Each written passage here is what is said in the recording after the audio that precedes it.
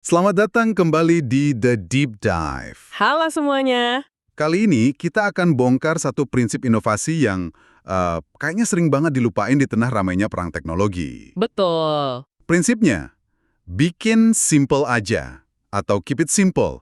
Sumber kita kali ini dari bab kelima buku Jugat Innovation.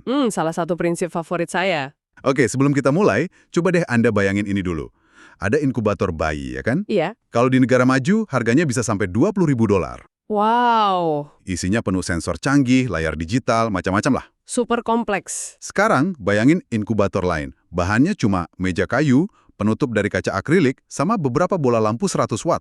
Oke. Total biayanya cuma $100. Kedengarannya mustahil, kan? Nah, yang menarik, itu bukan cerita fiksi loh. Bukan ya? Itu kisah nyata Dr. Satya Jeganathan di sebuah rumah sakit desa di India. Cerita di buku ini nunjukin kalau inkubator super simple buatannya itu berhasil menekan angka kematian bayi prematur sampai separuhnya. Separuhnya? Gila. Iya, ini contoh paling pas dari prinsip yang mau kita obrolin. Bikin solusi yang cukup baik atau good enough. Yang penting bisa nyelesain masalah utamanya, tanpa embel-embel kerumitan yang nggak perlu. Betul banget. Jadi, misi kita hari ini adalah ngulik lebih dalam kenapa justru kesederhanaan itu jadi puncak kecanggihan dalam inovasi. Dan gimana perusahaan-perusahaan barat yang terobsesi sama hal-hal rumit, sekarang malah mulai belajar dari pendekatan yang lebih membumi ini. Oke, mari kita bedah ini. Jadi, inti dari prinsip bikin simple aja ala Jugat ini adalah fokus ke kebutuhan, bukan keinginan. Kebutuhan bukan keinginan. Oke, Jadi bukan soal nambahin 100 fitur keren yang mungkin diinginkan pelanggan, tapi lebih ke bikin solusi praktis yang menjawab kebutuhan paling mendasar mereka. fokusnya itu solusi cukup baik gitu ya. Tepat, dengan fungsi yang jelas, bukan produk yang malah bikin pusing karena kebanyakan pilihan. Dan contoh-contoh di buku ini benar-benar bikin kita mikir sih. Kita mulai dari Filipina. Ada inovasi bernama Isang Litrong Liwanag. 1 liter cahaya, ini jenius. Jenius banget. Bayangin kawasan kumuh yang padat, rumah dempet-dempetan, nggak ada jendela, dan listrik itu barang mewah. Gelap pasti. Solusinya, botol plastik bekas diisi air sama sedikit pemutih, terus dipasang di atap rumah. Sesimpel itu. Sinar matahari yang dibiaskan lewat botol itu bisa nerangin satu ruangan setara lampu 55 watt. Tanpa listrik sama sekali. Biayanya nol. Ini gila sih. Benar-benar jenius. Dari solusi tanpa listrik, kita pindah ke teknologi. Ada contoh tablet Akash di India. Oh iya, tablet $35 itu. Betul. Jelas tujuannya bukan buat nyaingin iPad, ya kan? Jauh banget. Misinya jauh lebih mendasar. Ngasih akses ke konten pendidikan buat jutaan pelajar di sana. Nah, fitur-fiturnya itu relevan banget sama kondisi di sana. Layar sentuh yang gampang dipakai, dan ini yang paling penting. Tenaga surya? Nah, itu dia. Ada pilihan buat di-charge pakai tenaga surya. Di daerah yang listriknya sering mati, atau bahkan nggak ada sama sekali, fitur ini bukan kemewahan, tapi kebutuhan pokok. Solusinya tepat guna. Tepat guna banget. Dan ini poin yang krusial. Solusi-solusi ini mungkin kelihatan simple pas dipakai, tapi bukan berarti dangkal atau simplistik. Oh, beda ya antara sederhana sama dangkal. Beda banget loh. Pikirin aja remote TV.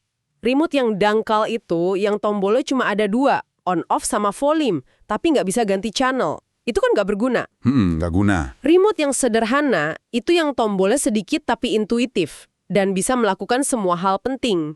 Nah, inovator Jugat itu jagonya bikin solusi yang kedua.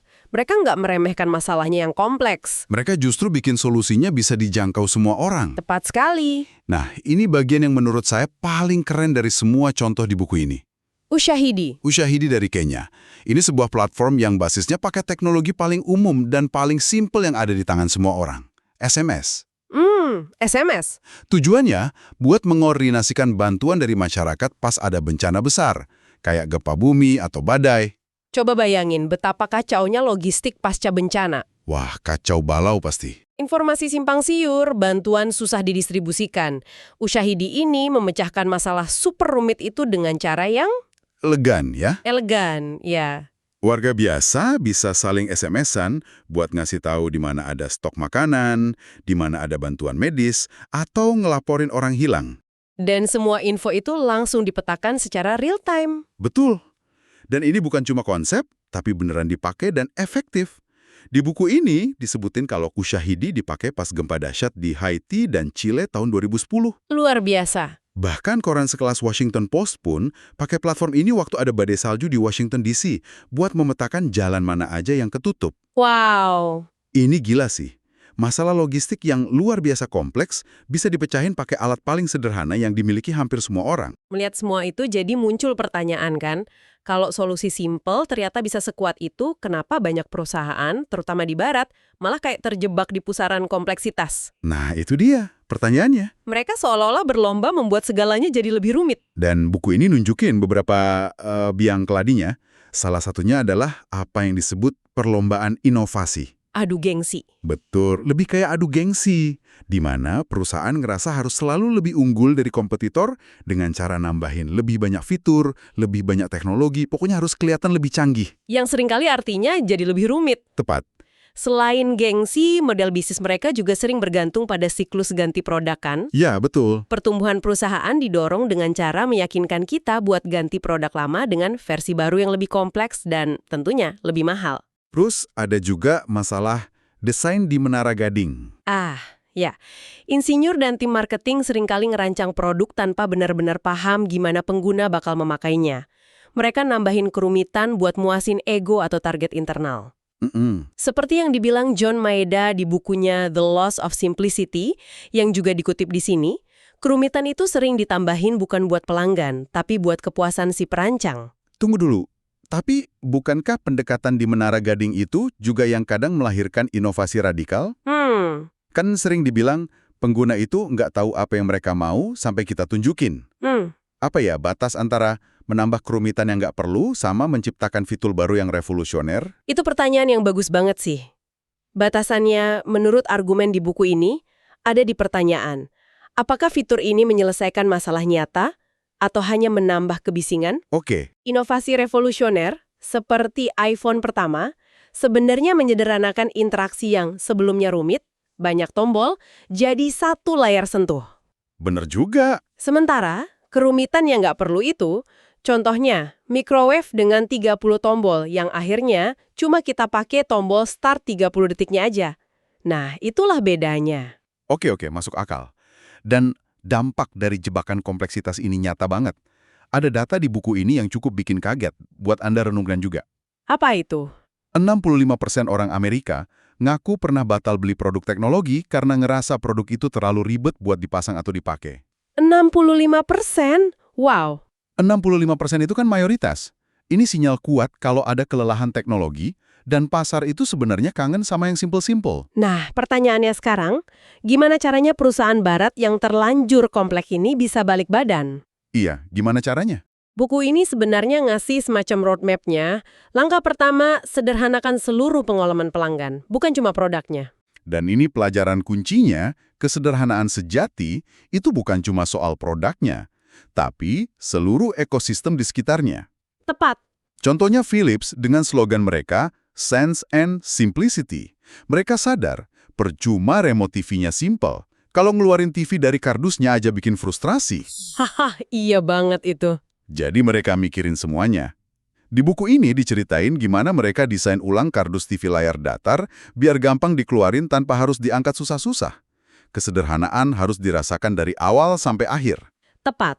Langkah kedua, dan ini super penting, adalah merancang kesederhanaan itu dari nol. Bukan sekedar buang fitur atau yang disebut de-featuring. Itu kesalahan klasik ya. Kesalahan klasik. Perusahaan ambil produk canggih mereka, copot beberapa fitur, terus jual lebih murah buat pasar negara berkembang. Biasanya, cara ini gagal. Siemens ngalamin sendiri kegagalan itu kan? Betul. Awalnya mereka cuma nyunat fitur dari produk Eropa mereka buat dijual di India. Hasilnya, nggak laku. Terus gimana? Baru setelah itu, mereka sadar dan bikin strategi baru yang namanya SMART. Smart. Simple, maintenance friendly, affordable, reliable, and timely to market. Oke, jadi semuanya dipikirin. Betul sekali. Dengan strategi SMART itu, mereka mulai ngerancang produk dari nol, langsung di India dan Tiongkok, sesuai kebutuhan pasar lokal. Contohnya apa? Hasilnya adalah produk kayak mesin X-ray murah yang nggak cuma terjangkau, tapi juga gampang banget dioperasikan sama teknisi di kota kecil yang mungkin pelatihannya terbatas. Wow. Ini bukan cuma ganti produk, tapi ganti total cara berpikir. Dari apa yang bisa kita kurali, Jadi, apa yang benar-benar mereka butuhkan? Langkah ketiga yang dibahas adalah soal menyederhanakan arsitektur dan pakai ulang platform. Ini pelajaran mahal dari industri otomotif, khususnya General Motors. GM, di bawah pimpinan Mary Barra? Proses R&D di GM itu dulunya terkenal super kompleks. Tiap merek, tiap negara, seolah-olah punya dunianya sendiri, boros dan lambat. Strategi Barra itu merombak total kerumitan itu. Tujuannya ambisius, meningkatkan penggunaan platform inti global, chassis, mesin, komponen utama lainnya. Dari berapa ke berapa? Dari yang tadinya cuma dipakai di 30% produk, jadi 90% di tahun 2018. Wakil. Artinya, satu platform dasar bisa jadi berbagai macam mobil di seluruh dunia. Ini efeknya luar biasa. Biaya produksi anjlok, waktu peluncuran mobil baru jadi lebih cepat, dan keruwetan di pabrik hilang. Simplifikasi di level fundamental berarti ya? Tepat. Mereka juga fokus ke strategi lightweighting, yaitu bikin mobil lebih ringan biar lebih irit bahan bakar. Lagi-lagi, simplifikasi. Dan ada satu contoh modern yang dibahas tuntas di sini yang pasti relevan banget buat Anda. Facebook. Iya. Waktu buku ini ditulis, penggunanya udah lebih dari 800 juta. Nge-share miliaran konten tiap bulan. Bayangin betapa kaya dan beragamnya konten itu. Tapi anehnya, tampilan atau interface-nya sengaja dibuat sangat minimalis. Dan itu jelas bukan kebetulan. Itu hasil dari prinsip yang mereka sebut desain sosial atau social design. Desain sosial. Kalau kita lihat gambaran besarnya, tujuan mereka adalah bikin teknologi seolah-olah surut ke latar belakang atau receding into the background. Wah, saya suka banget istilah itu. Di buku ini ada kutipan dari Kate Aronowitz, direktur desain Facebook waktu itu. Dia bilang, kesederhanaan adalah kunci dalam menciptakan desain sosial, yang intinya adalah merancang produk di sekitar manusia.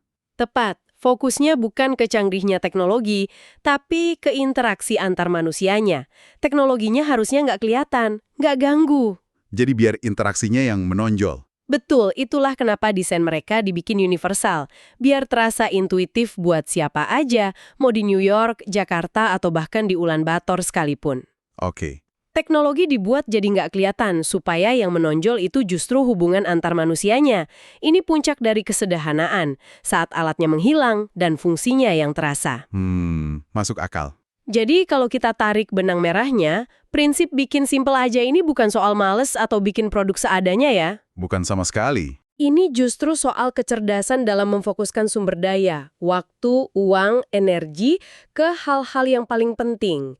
Ini adalah pergeseran cara berpikir. Dari apa ke apa? Dari yang tadinya fitur apa lagi ya yang bisa kita tambahin, jadi apakah ini beneran perlu buat nyelesain masalah utama pengguna? Jadi, apa artinya semua ini buat Anda? Ini bukan cuma pelajaran buat CEO di Silicon Valley atau pabrikan mobil di Detroit. Benar. Prinsip ini bisa kita pakai di mana aja, dalam skala apapun. Ini soal cara kita memandang dan mendekati masalah. Sebagai penutup, kami mau ninggalin satu pertanyaan buat Anda renungkan. Di dalam pekerjaan Anda sehari-hari, atau mungkin di proyek pribadi yang lagi Anda kerjakan, di bagian mana Anda bisa mulai pakai pisau cukur kesederhanaan ini? Pertanyaan bagus. Inovasi besar apa yang jangan-jangan sekarang lagi tersembunyi di balik solusi cukup baik yang bisa Anda ciptakan hanya dengan membuang lapisan-lapisan kerumitan yang sebenarnya sama sekali nggak perlu?